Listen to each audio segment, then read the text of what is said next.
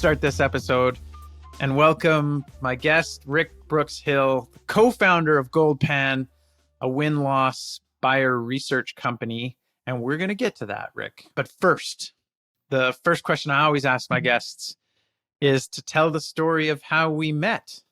And this is a fun one. Yeah. Ooh, dig deep. Well, clearly you remember, Jordan, but I hate to say, I remember chasing around Stanley Park Loop and watching this spandex machine crank up the hill. Go, Jordan! Sure. I remember that. I remember receiving some pickles one Christmas. I remember that. Yeah. But candidly, I don't remember exactly how we met. You've received pickles more than one time, if I recall. Have. Yeah. I have twice. There's a whole twice. pickle You're right. story. And actually, I don't have it in my questions, but we'll have to talk about the pickles too, because there's a business lesson there in the pickles, I think. That's a whole nother podcast. Yeah. Well, we'll come back to that. Okay. So jogging your memory, we met, I think it was, there's Vonnegut was a tenant at BC Tech headquarters. Yes. On Great Northern Way. I did a lunch and learn there. There was You a young did. man. That's exactly named what it is. Steven. That's exactly. There was a young man named Steven there who came up, and I like telling this story because he came up and he's like, you should come in and do a presentation with our company. And I was like, no, I should sell you a retainer. And and I did. And to this day, Vonnegut is my client. Longest running client. I think we're at going on 5-6 years. You were the CFO at the time. We probably met in a short meeting with John, the CEO, and Graham, where it was like, hey, good to meet you. And then I'll ask another question, I guess, about how we got more acquainted.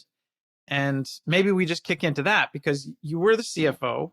That was probably a short meeting, obviously not memorable enough that that you remember having met me. But you were always a big proponent of company culture, and it would be you who hosted barbecues and things like that for the company. So I've been to your home.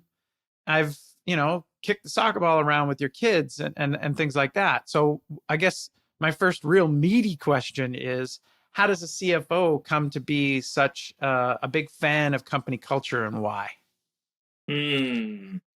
Well, when we did, man, thank you for jogging my memory. And that was Stephen Bailey was his name. It's all coming flooding back. And that's Stephen Bailey, I similarly found at a BC TIA lunch and learned roving, and he was one of our first salespeople. So there you go. When I met you, Jordan, I was a good 15, over 15 years, let's say, into my technology career. And I did start as a CFO. I did start with that hat on, MBA background, what have you. But I, in early stage companies for the previous 15 years, I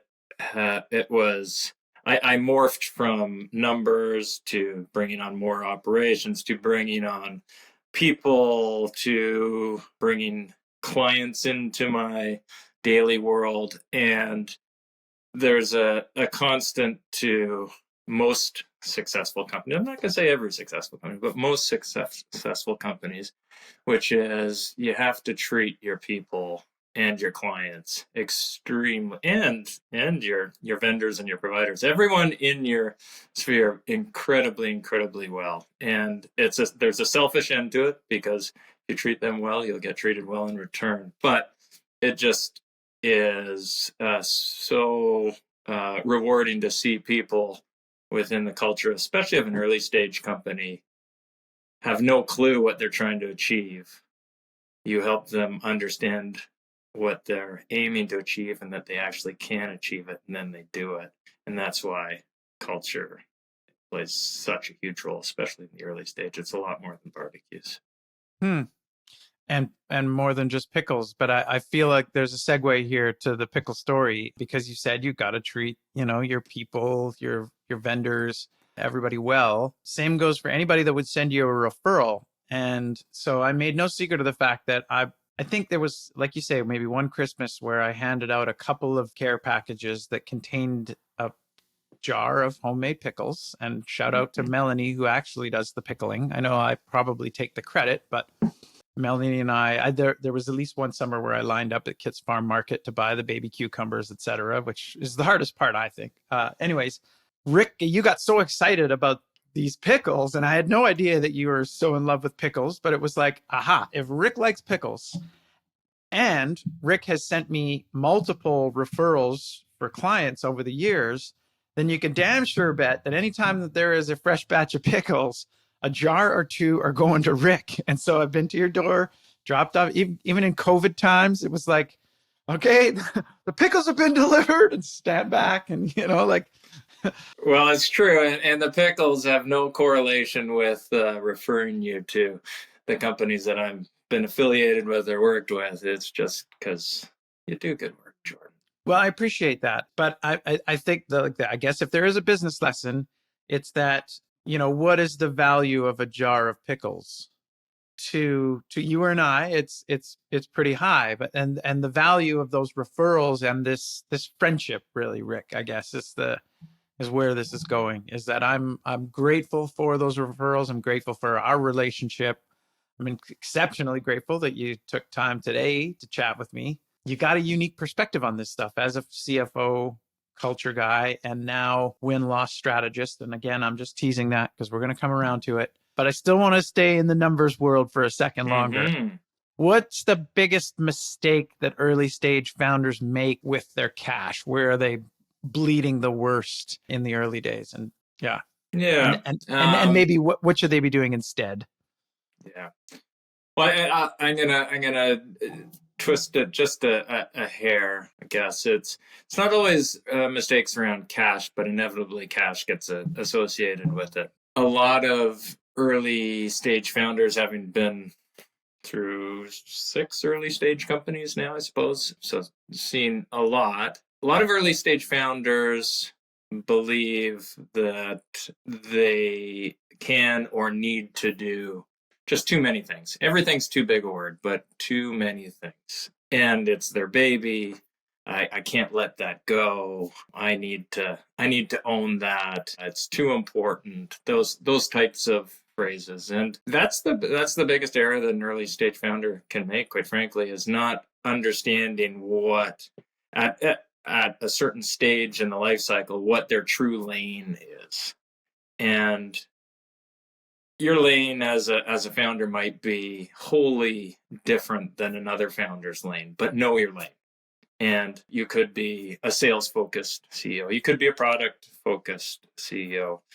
You could your passion, your expertise could be actually in raising money, or it could be the culture side. There's a whole range of different types of CEOs out there that are founders. Know when to gradually give up the various lanes that you need to establish growth. If you don't, then it gets into the dollars. And it's not necessarily dollars spent. It might be opportunity cost of dollars. It might be the dollars you don't spend on sales and marketing because you're a product-led CEO. So I think that's one of the key lessons I've learned, is appreciate the skill sets that are greater than your own and bring them in as quickly as you can, not irresponsibly, but as quickly as you can. I feel like my next question is going to dovetail nicely with that answer. A great response, by the way, talking about know your lane. So the next question was, what's the smartest investment a founder can make in the early days to help achieve success? And I assume your answer is going to depend on the type of CEO they are and which other lane to fill first. Mm-hmm. Well, to pump someone's tires that we both know, John from Vonago, what a superb salesman, just superb. Loves technology, but clearly is not a product owner, and so he has a co-founder, and that co-founder is able to own the product direction, but also own the delegation appropriately within that product environment. And John is able to do so on the whole other half of the business. That's another interesting comment I think, as I was sort of thinking about chatting with you, is the most successful founders to date that I have interacted with, not know of, but interacted with, have a co-founder. It's Right. super interesting because maybe it's something to do with knowing that they're not great in all lanes, and so they find a complementary partner Right. to kick something off. Maybe it's they don't want the risk all on their own shoulders. There's lots of different reasons for it, but I think a lot of a great one. incubators encourage that too, right? For exactly that reason, is because you're going to have a strength on one side or another. Mm-hmm. We should shout out Roman, who is that technical co-founder in the case of Onago, because he gave the nod towards John there. And those guys had an exit, right? They were acquired. Sure did. On that note, my next question, again, we're still in the financial sphere here, but again, I think you can speak to this one, and it's something that one of my previous guests brought up, and I want to talk to just about everybody about, which is venture capital or bootstrapping. How would you advise an early stage founder, particularly, I guess, in today's market, the economy we're in now? How do they get the runway they need to carry on? Mm-hmm. I actually sat down last night, really just to have a beer with some friends who happened to be capital providers, and we were talking about existence, non-existence of early stage capital in today's market, let's call it.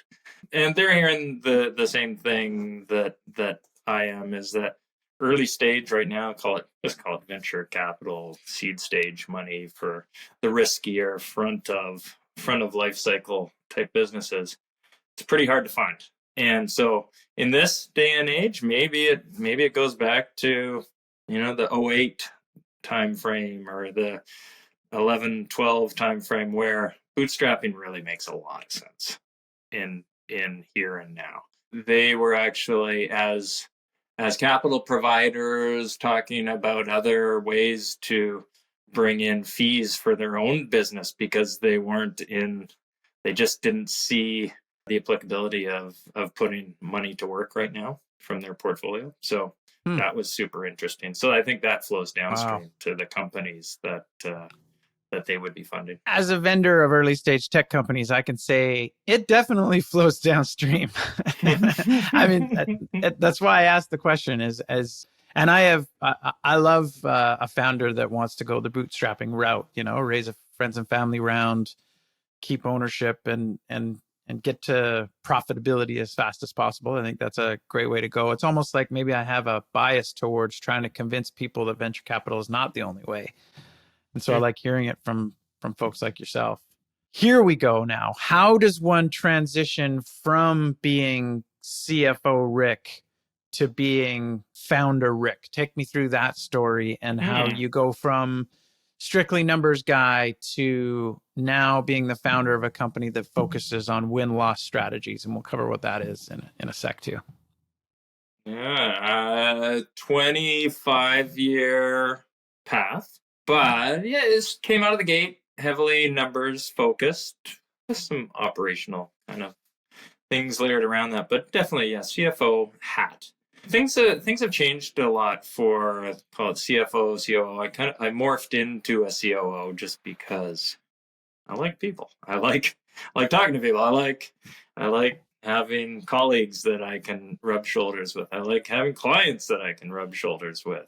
And so my journey from a CFO to, I think, a modern age COO, always supporting a founder until now with my own venture, Goldpan, was from numbers through to numbers and completely owning the revenue function of a company. And I think that's the modern day COO, the most successful ones anyways, is that to really understand how to operate a company, you have to understand your clients inside and out. So in that journey, I got far more into, in the latter half, the last 10 plus years, into clients and what's important with clients. It's understanding why you're gaining new clients and why you're not pitching successfully to prospects.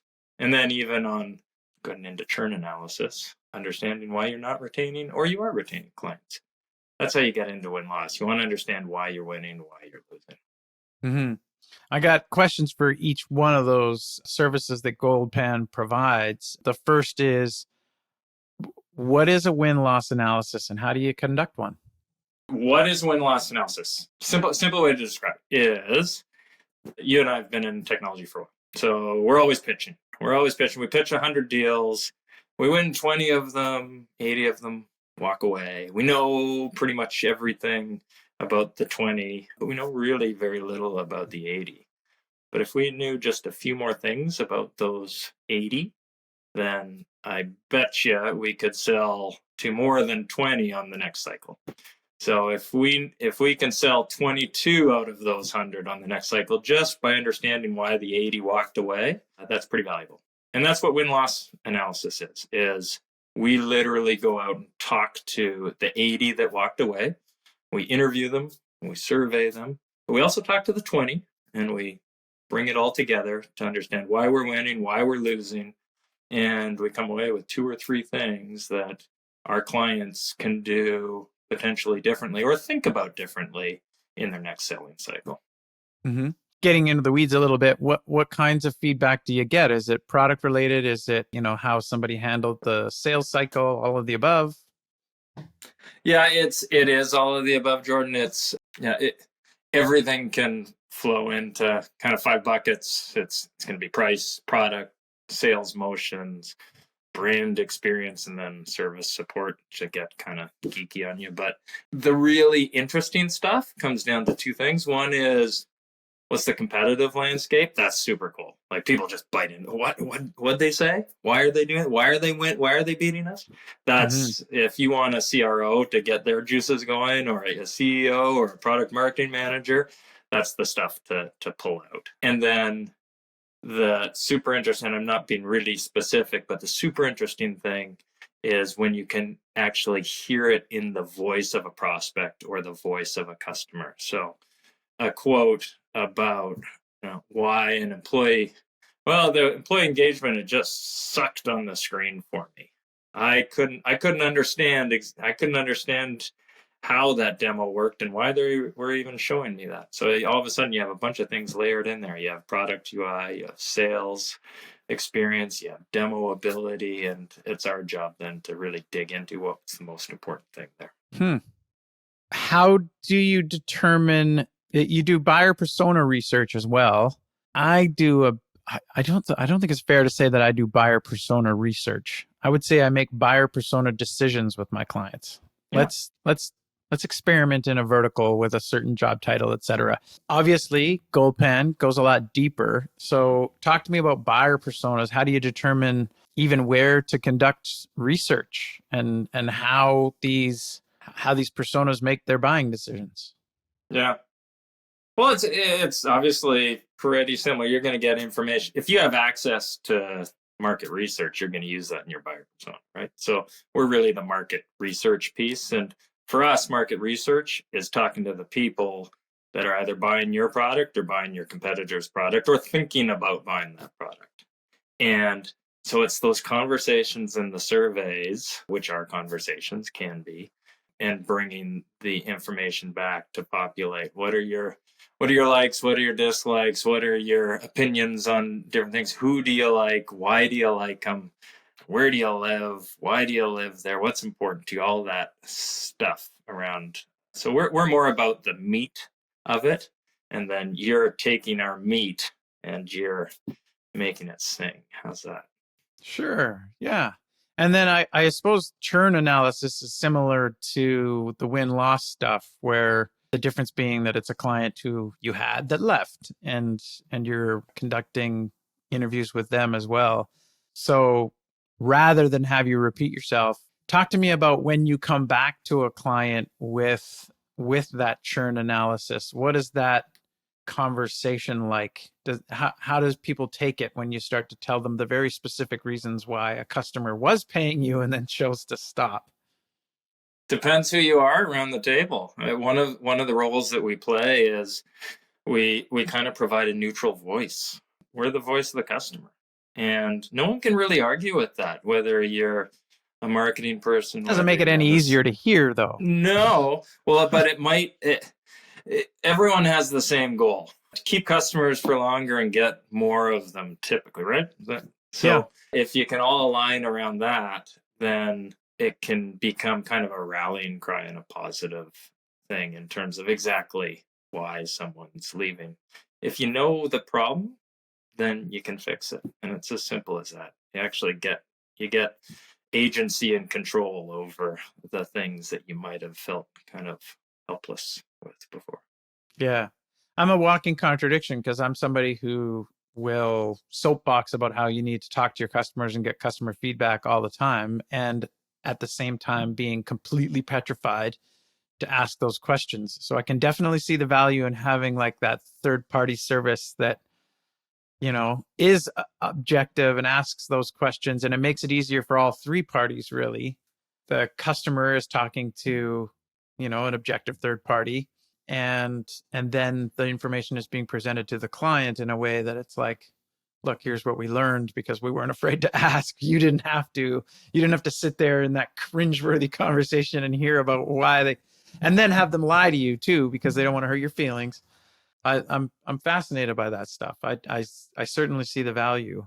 What does an engagement with Goldpan look like then? Where do you start and how do you proceed with it? Does everybody come with different problems, or do you run a certain playbook all the time with folks?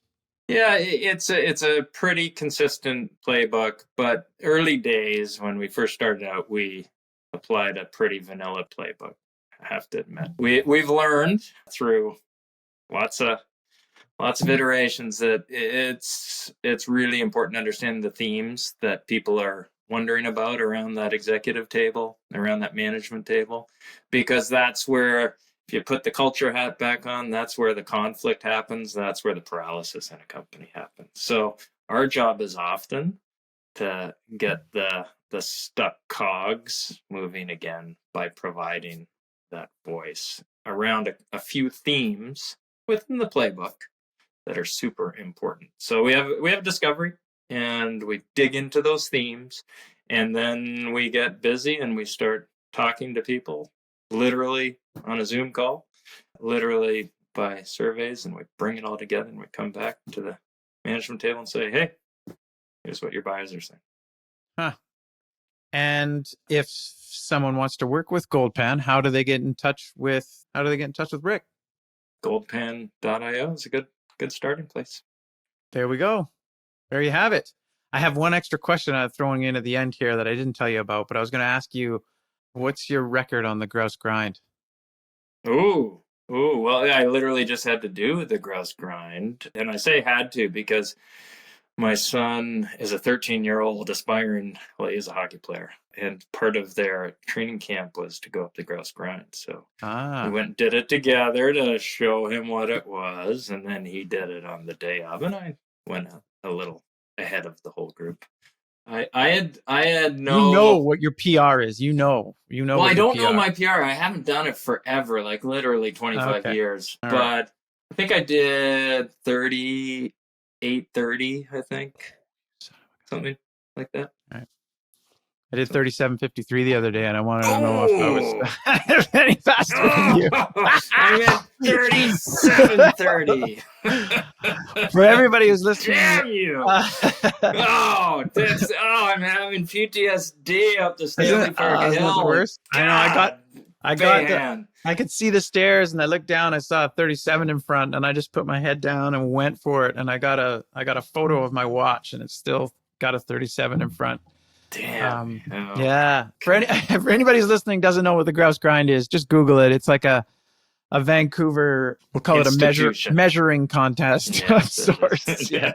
Well done. Hey, kudos to you. 37s. That's man. That's rarefied air. Good job. Yeah. Well, I mean, the fact that it's been 25 years and you pulled off a 38 is no BS. I mean, that's crazy fast.